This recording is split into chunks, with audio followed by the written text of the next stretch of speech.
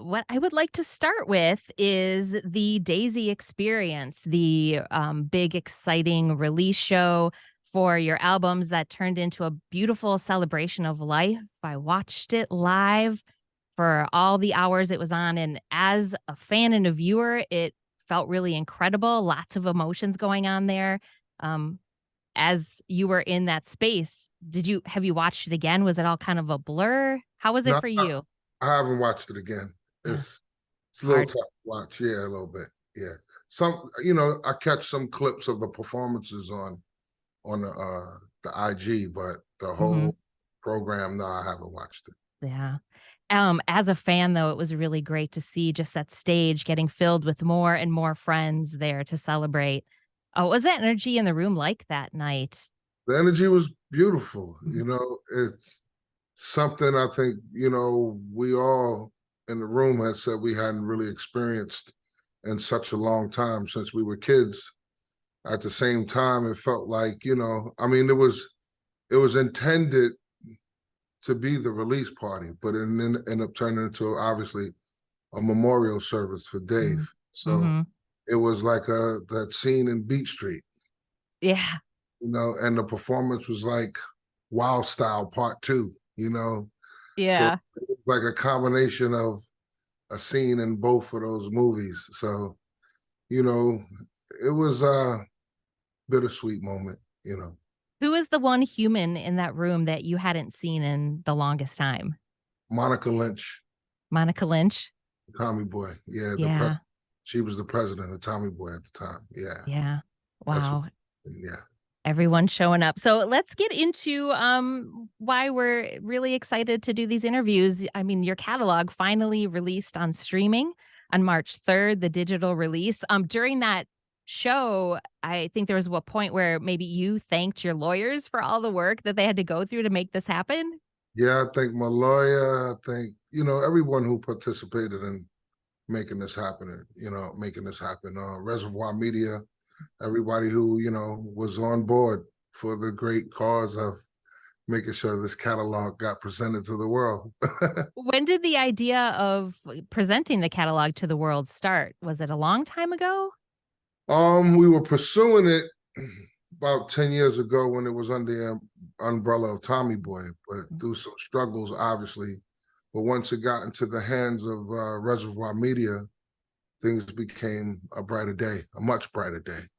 Oh, that's wonderful. With the struggles of getting samples and things like that cleared, um, were there tracks once they hit streaming? I feel like there's a couple tracks that changed just a little bit or maybe had a few Yeah, we less. we last summer we had to do Paul, myself, and Scotty, our engineer. We had to do some reworks to some of the things we couldn't clear.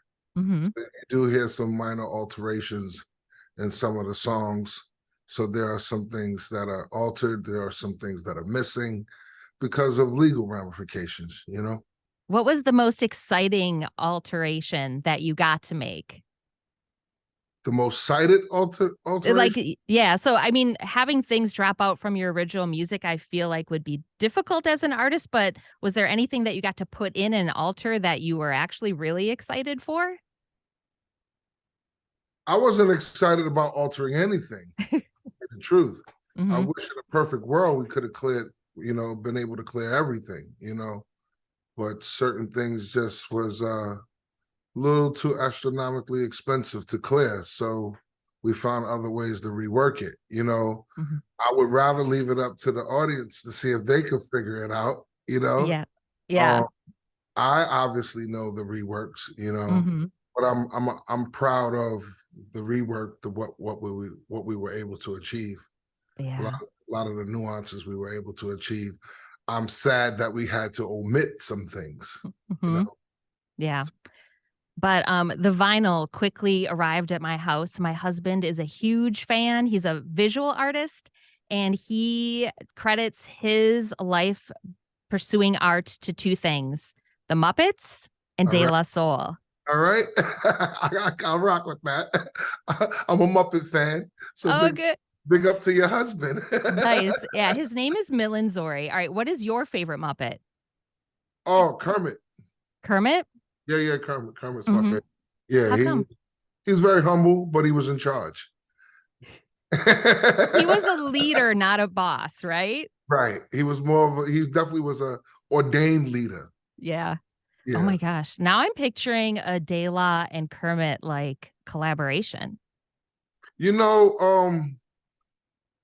around that time of 3 feet, between 3 feet and De La's Dead, I actually sampled the Muppet theme, but we couldn't clear it. Jim Oh, Henson had just passed away around that time, and his estate was going through some stuff. So we had issues trying to clear the record, but it was a B-side to Say No Go, and it oh. leaked around. It did leak around. It's called Double Huey Skit. Okay. And what was the Muppet part? It was the Muppet sample, the Muppet song. Oh, Then just the,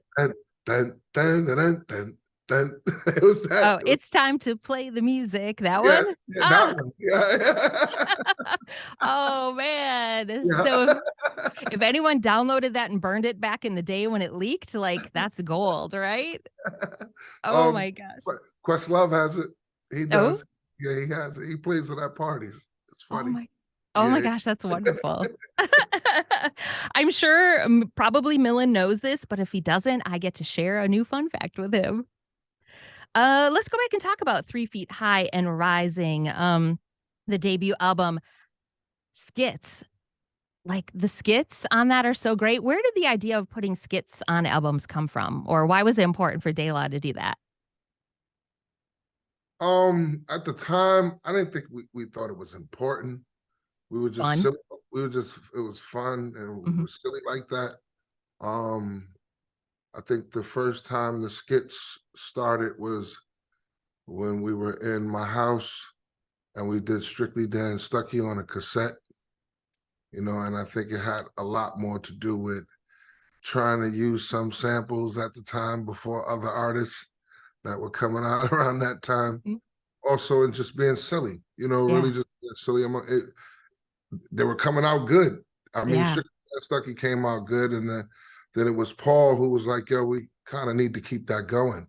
Hmm. Then we started really crafting skits. You So know, they were actually like crafted and not just the mic is on recording whatever. some things were crafted, and some things the mic was on. Um, Definitely like the Strictly Dan Stucky skit was. It was the mic was on. We were trying to figure out what to do, but then just end up just being silly. And whatever came to everyone's mind just landed on the tape, and we kept it that way. We once we played it back and you felt good about it and everybody in the room was laughing, it was like, yeah, that's the take. Let's just keep that. Yeah. Yeah. That's that's so fun. I love it so much because it just kind of does almost put a listener and a fan like in that moment as much as we could be in the room with you and just kind of feel the vibe of what was going on when you're recording. Skip to My Loop was another improv skit, Mhm. but obviously when you go a little further into the game shows and stuff like that, that's pretty crafted. Yeah. Yeah. Was there a moment that you remember, whether it was in the studio or out on tour, where you realized maybe you even personally like, oh shit, we really have something special going on here? Um, the moment I felt like we had something special going on was the summer of '85 when we all connected, Mhm. pretty much for the first time. It was a secret for a long time. We were just friends working on stuff. Um, it really sparked when Dave went to his cousin's house and he recorded a rhyme on a cassette with a Sonic drum machine, and came back home with the tape, and we all heard that tape, and we was like, "Yo, he really spit some rhymes." And then one day, Paz pulled out a book of rhymes, and he spitted some rhymes, and we all had these beats just going that we all different ideas we were sharing, and that's how we knew we had something amongst one another. And Mhm. for a very long time, it was a secret. It was a secret up until maybe a handful of friends knew. By the time we actually got into a professional studio with Paul, there was a handful of friends that knew, but it was a secret for a very long time. You How know, hard was it hard to take something that was so personal and a secret and then kind of put it out there to more people and open yourself up to opinions? well, this is the world we're stepping into, so you're kind of expecting that in a lot of regards. But we knew we had something. It's just that that time and era, you know, you could have a few people discourage you, Mm, especially in that era, of hip hop, yeah, we were so fresh, so new, and here it is. Even for ourselves, we didn't quite see it to be a profession.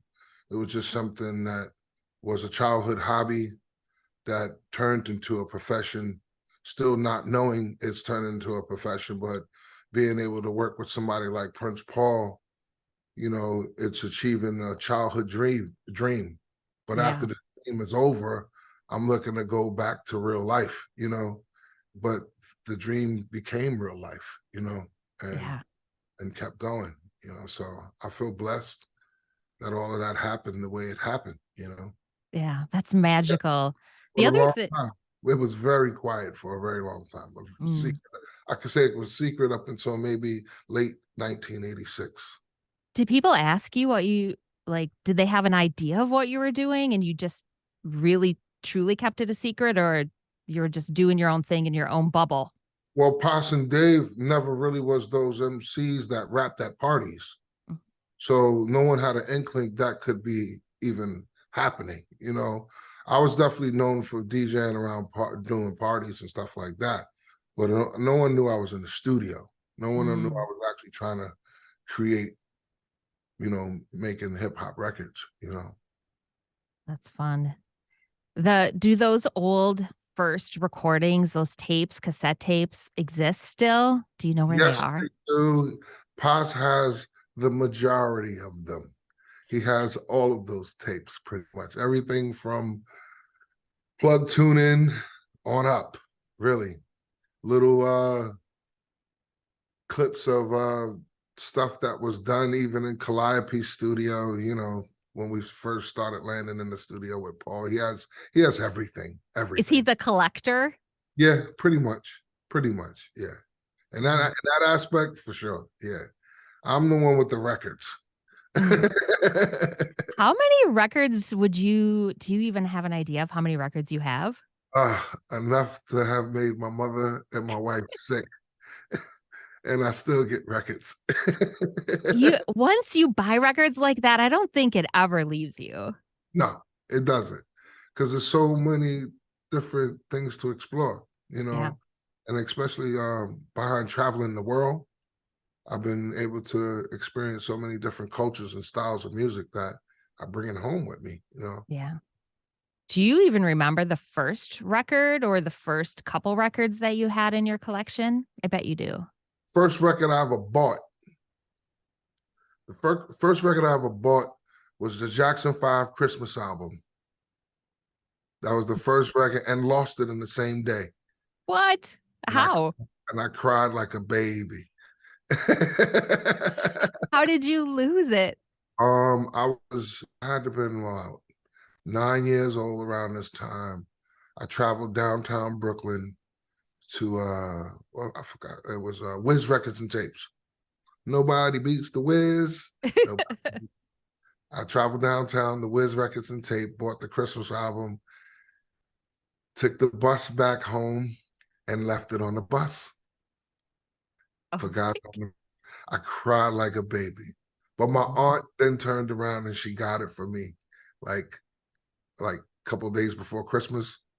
She got me the album. I was like, oh man. God.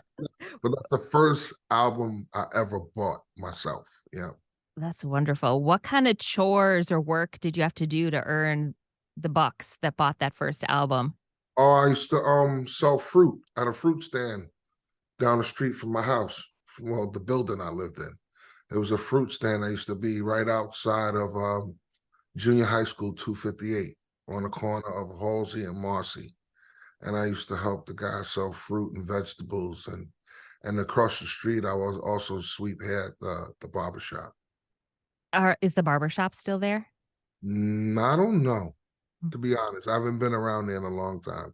I know the fruit stand's not there for sure. Yeah. It's probably something gross there, like a Starbucks. Probably. Can we talk about native tongues for just a little bit? Yeah, we could do that. Um, do you think like what a wonderful collection of humans that was? Do you think it would be easier today to find a group like native tongues to come together or more difficult? In what aspect? What do you mean? Well, I mean, I guess having a group of friends come together that are like-minded is easy, right? Or like you're blessed if you have that in your life. But then to kind of like how open was the group as far as it building on members? I mean, did it start with Jungle Brothers? Like who I was mean, the well, we all came in as separate groups. Um, I guess with the exception of Tribe at the time, because Tribe didn't have a deal at the time. He was an honorary Jungle Brother. He went to high school with Mike G in Africa. So our relationship with them forged through the music business. Mhm. Already had our separate thing, but it was like we became friends behind this, and but already having our individual careers going, let alone Tribe coming in with their individual thing. I always say Native Tongue was kind of like the best thing that never happened. Explain more? Well, besides the two great songs that we really done, which is Buddy, obviously, and doing our own thing with Jungle Brothers, we never did any more music technically after that. Like, well, maybe one more native record, which was on the Jungle Brothers album, which was called How You Want It, I Got It. Hmm. Never did a we never did a native tongue record on a Tribe album. Never, ever, you know. And of course, with individual business decisions behind each group, and whatever was happening personally between other individuals, it never continued, Yeah. never continued like it could have. I think of it a lot I, I too as think I think I think I think groups like Wu Tang, who actually been able to forge a union as such, where they were able to make records collectively and individually together. Mhm.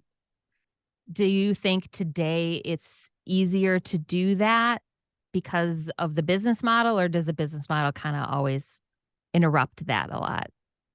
Um, I don't think it was hard even back then. I think it's more personal than it is individual. Mhm. Because of the business. I think some people's business decision made it personal. So Mhm. because others could feel different about where they stand in their career at the moment. Yeah. I can only speak for myself and the rest of my group, knowing that any opportunity that came up to do native tongue, we was always pretty much with it, you Yeah. know? Yeah. Yeah. 50 years of hip hop on the Grammys. That was real fun to watch. That was amazing. Yeah. Yeah. L- Hip hop, 50 years old, the youngest genre in music, I, I- um, being celebrated on a very prestigious platform at once boycotted us and we boycotted them. yeah. But it was beautiful to see. It was beautiful to be a part of. Unfortunately, I personally couldn't be there, or Dave couldn't be there, but Boss was there to hold it down, and he Yeah. he looked amazing. He killed it. Everyone did so good. I heard there was like Questlove had like 30 days or something to put that together. Is that true? Yeah, Oh my gosh. that's about right. But when you're so well versed on the music that you grew up on, that's kind of dropping the bucket, Yeah. and Quest, I think one time or another, everybody on that stage had performed at a picnic, at a Yep. root picnic. So Hmm. I don't think that was difficult in any way for him, you know. Not for, yeah, for him, the guy that can put together events Right. that Right. are memorable and iconic. I But love that. that was amazing to see. And um, what people don't really pay attention to, it was pretty much everyone who boycotted the Grammys 20, 30 years ago, you know. Uh-huh. Yeah, 30 years ago. Everyone who boycotted the Grammys was performed. Salt and Pepper, Jazzy Jeff, LL Cool J. That was the initial ones who boycotted the Grammys to begin with. Yeah. That was awesome. Yeah. That was so great for you all to come together like that at the same time at the Grammys. Love Right. it. Okay. So I heard you're headed out to the UK soon. Pretty soon. Yeah. Yep. What you gonna do out there? Make a little noise on stage. Just make a little bit of noise on stage. Just a little bit. Yeah, just a little bit. Awesome. And any plans to return to Milwaukee to make some noise here? That would be great. We need to look into that. I don't see any problem doing that at all, you know. Um, and there's also plans to put out more music. So if there's going to be more music to put out, there's going to be more performances. So, Yep. you That know, sounds good. let's Do you get have a lined night? let's get lined up with your top promoters out there and let's get something going. We will hook you up. And you always have a home stage here at Radio Milwaukee. Got a pretty dope performance space downstairs. So Thank you. Thank you. yeah. Appreciate it. All right. So two last questions because I know we have not that much time left.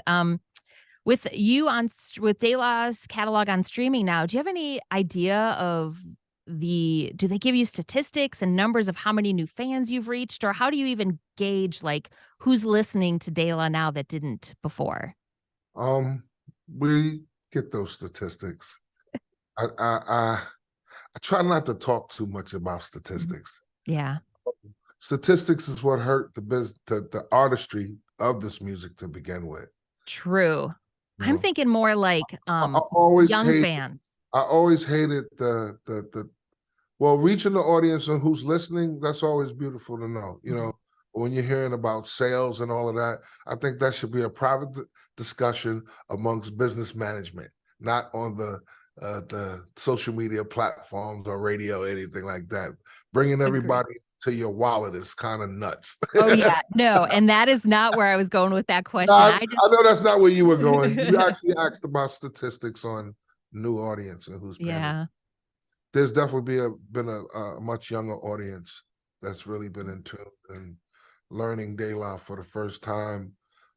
People from our era sharing the music with their kids, and it's being a discussion over dinner, car rides, you know. So Mhm. the constant comparison to that generation, our generation to this generation, and you know, and what's been pretty cool coming back from my own kids because they haven't heard it all either, unless I'm playing it on vinyl, Right. and I'm not playing it in the house like that. Now I'm not playing it when I'm working with it all the time, you know. So they only knew a few things that was out there. Now that they got the entire catalog, they've Mhm. been inspired. My kids been really inspired. Whoa. Their friends, all of that. They come looking at me like, Pops, I didn't know it was like that. You have a new level of respect from your kids now. Yeah, that's been a good feeling. That's been a really great feeling. Yeah. I'm Awesome. cool. I'm like the cool OG on the block. You're like, finally, I've been kind of telling you this your whole life. Well, I haven't been telling them. It's like, you know, I always had the personality. If you know, you know. If you don't, you'll eventually find out. Yeah, I love that. Well, the last question that I love to ask, and I hope it's not too weird, but it's meant to be fun. What did your childhood smell like? What did my childhood smell like? Yeah, yeah. Oh man, this is gonna sound crazy, but I don't know. Most people might get it. I'm gonna say what my mother and my grandmother would say. You smell like outside. My childhood smells like outside. Oh, I love Don't take, that. don't take a shower. You smell like outside. That is a way better answer than, gym socks or Uh-huh. whatever other answers that kinda went. It's more poetic. It's not surprising that that was your answer. Oh man, thanks. I guess, but that's the truth. It's the truth. Oh, man, I know, I do miss, like, being a kid, and that's what you did. You were outside till dinner, and then you were lucky if you got to go outside after dinner for a couple I was hours. I was outside until the street light came on. That was the rule. When the Yeah. street light came on, time to come inside. What was your favorite thing to do outside? When I was a kid, Yeah. Was it sports? Was it just running uh, around? we lived in I lived in Brooklyn, so living in the boroughs, playing on your street, it was games like Coco Livio or Skelly, a game What? a Skelly in the street where you draw these boxes and you click your tops across and try to hit someone else's top to get to the next box. Um, yeah, games like that. I mean, we tag, Yeah, tag. yeah. Hide and seek. Red Rover, another game, Red Rover. Oh my god. Yeah, that It's was like, yeah, these are like really outside games. those are outside games. I mean, when you are playing Red Rover and you've got a link of, like, 8 kids, you can't play that inside. Right. Wait, so where did you fall in the Red Rover game? Were you always on the winning team, or were you the last one to bust through? That would vary. There was kids bigger than me too now. That would vary. I It don't know, would you could be the fastest one. uh but not the strongest at the time. I had that growth spurt. I was short for a little while. I was very little for a little while. Mhm. Awesome. Well, Maceo, thank you for your time. Is there anything that you never get asked on these interviews that you'd love to just share before we part ways today? Hmm. Nah, I never thought of that. No. No one ever asked me that. Ah. No, I don't think you covered it. I don't know if you Go. have anything else you want to ask. Um, you, Um, you were talking about records before. How excited are you that vinyl has finally, like, I think the numbers for vinyl sales has outnumbered CD sales for the first time in whenever? I think there's a nostalgia in vinyl. There's a nostalgia, a sound quality, especially in certain styles of music. I wouldn't imagine a drill record or a trap record being pressed on vinyl. I think nobody really cares, even the people who makes that kind of music. And even that style just doesn't seem like it pertains. It seems like that style of music pertains more to this digital era anyway. It's Yeah. just something with older music.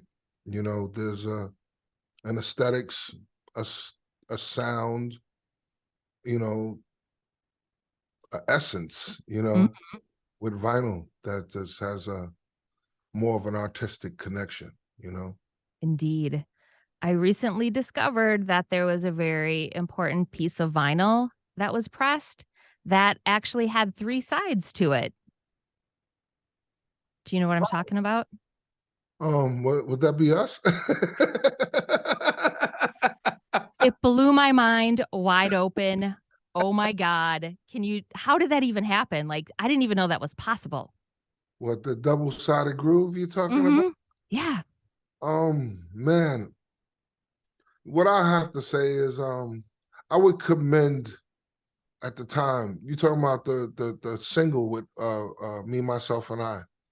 I would commend Tommy Boy at that time Mm. coming with that idea. I Wow. think everybody was falling into the creative loop of De La, where everybody started coming with their own feel of their interpretation of what they felt like we are like, what they think we would like, you know. Hmm. Just inspiring so many people to come with really quirky ideas. And Yeah. that was one really cool idea Tommy Boy came with. Yeah. Even the album cover, you know, the 3 Feet High and Rising album cover, which in the very beginning we were all against, but as time moved on, I got to appreciate it a whole Mm. lot, you know, especially when you look at the body of work that came around that time period and you look at that cover versus all the other covers out there. You know, Hmm. it's a pretty impactful cover, you know, Yeah. No and it was doubt. definitely a great interpretation of the music, you know. Yeah. That was two great things I would say Tommy Boy had in their pocket. Hmm. Yeah. That's cool. Have you ever seen any tattoos of the daisies from your album on anyone? Uh yeah. Um my man Toby Morse from H2O. Oh, okay. Yeah, he got De La tattoos on him, man. I'm so honored to have seen that. You know, my man is a huge fan, and he got some Daisy Age tattoos and some De La tattoos because he's a tat guy. He's all tatted up, you know. Yeah. But that was really cool to see. Yeah. My husband, his got his first tattoo and it was oh my gosh, it was the Muppet. Who's the guy that throws the fish? Do you know who I'm talking about? Lou something. He kind of Mm. is this weird, crazy clown and he throws boomerang fish. He's gonna Ah, kill me for not knowing his name. I forgot to. I Um, forgot. he just did mention though that he wants his second one to be the Daisy tattoos from Oh man. the album. So when he does that, I'm gonna post a pic and we'll tag you on it. And one of my homeboys from Oakland, Bijan, he has the wilted daisy tattoo on his arm from the De La Soul is Dead album cover. Yeah. That's pretty cool. All right. Well, thank you. Everyone out there that's listening should go buy vinyl. Yeah. If you like nostalgia, Yeah. yeah, go buy some vinyl. If you If like you to hear music in its original form. if you like music dated back from, I would honestly say 2000 and back, go get some vinyl. Yeah, that's Anything great. like 2000 and back, get vinyl. Cassette tapes are making a weird comeback too. I don't understand that quite. I think it's more like a marketing thing. I don't understand it either, but I'll go with it.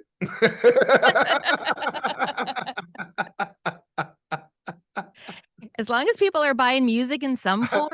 I'll go with it. You know what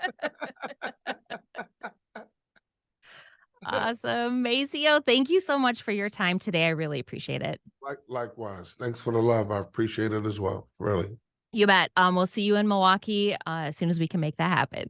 Yeah, let's do it. All right. Thanks. All right. All right. Bye bye. Bye bye.